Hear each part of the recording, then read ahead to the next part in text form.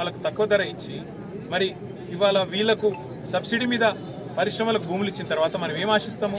పరిశ్రమ నడవాలి, ఉపాధి దొరకాలి, మన పిల్లలకు ఉద్యోగాలు రావాలి, రాష్ట్ర ఆదాయం పెరగాలని కోరుకుంటాం. కానీ ముఖ్యమంత్రి రేవంత్ రెడ్డి గారు ఏమంటున్నారు? అట్లా కాదట.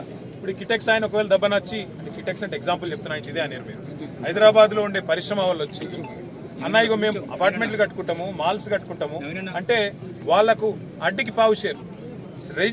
రిజిస్ట్రేషన్ ధర 10,000 అయితే నువ్వు 3,000 కట్టు చాలు, నువ్వు కట్టుకోపోయేది కట్టుకో అని ఇలా రేవంత్ రెడ్డి గారు అంటున్నారు. నేను అంటున్నా, హైదరాబాద్ వరంగల్ లాంటి జాగాల్లో, వరంగల్ లాంటి నగరాల్లో ఇవాళ పార్కుకు జాగలేదు, పార్కింగ్కు జాగలేదు, బొందలగడ్డకు జాగలేదు, ఇల్లు కడదామంటే జాగలేదు, వీటి వేటికి జాగలొద్దట. కానీ పారిశ్రామికవేత్తలు మాత్రం వాళ్ళు అడ్డికి పావు షేర్ కొనుక్కున్న, ఆనాడు తీసుకున్న భూములు, ప్రభుత్వం ఇచ్చిన భూములు వాళ్ళు ఇష్టం వచ్చినట్టు అమ్ముకుంటే మాత్రం రేవంత్ రెడ్డి గారు పచ్చజెండా ఊపుతా ఉన్నాడు. 9,300 ఎకరాల భూమి, దాదాపు 5 లక్షల కోట్ల విలువైన ఆస్తి. ఈ 5 లక్షల విలువైన కోట్ల ఆస్తిని ఇతర ప్రభుత్వాలు ఏం చేసినాయి? కేంద్రంలో ఉండే, మన దేశంలో ఉండే ఇతర రాష్ట్రాలు, బొంబాయిలో ఇట్లాగే మిల్స్ కు ల్యాండ్ ఇచ్చినారు.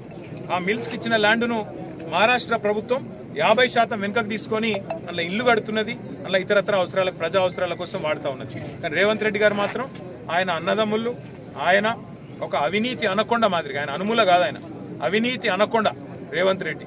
ఆ అవినీతి అనకొండ యొక్క విశ్వరూపం ఏంటంటే 5 లక్షల కోట్లు దొబ్బుకపోయేందుకు తెలంగాణ ప్రజల ఆస్తి ఇలా ఉద్దేశపూర్వకంగా పరిశ్రమలకు గత ప్రభుత్వాలు ఇచ్చిన భూములను ప్రైవేటు వ్యక్తులకు దారాదత్తం చేస్తూ, ప్రైవేటు వ్యక్తుల చేతుల్లో ఇవాళ మాల్స్ కట్టుకోవడానికి, అపార్ట్మెంట్లు కట్టుకోవడానికి, విశృంఖలంగా వేల కోట్ల రూపాయలు ఆయన అన్నదమ్ములు, ఆయన అనుయాయులు సంపాదించుకోవడానికి ఒక పచ్చజెండా ఇవాళ ఊపి HILTP పాలసీ పేరిట తీసుకొని వచ్చినాడు.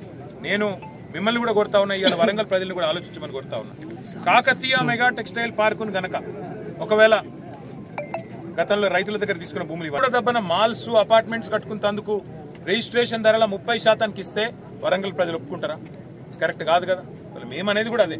హైదరాబాద్ భూములు తెలంగాణ ప్రజల సొత్తు, హైదరాబాద్ పారిశ్రామిక వాడలు తెలంగాణ ప్రజల నుంచి తీసుకున్న భూములు. వాటిని ప్రజా ఉపయోగం కోసం వాడండి, ప్రజల అవసరాల కోసం వాడండి. వాటిని అవసరమైతే ఇప్పుడు నేను అడుగుతున్నా, మీరు పోయి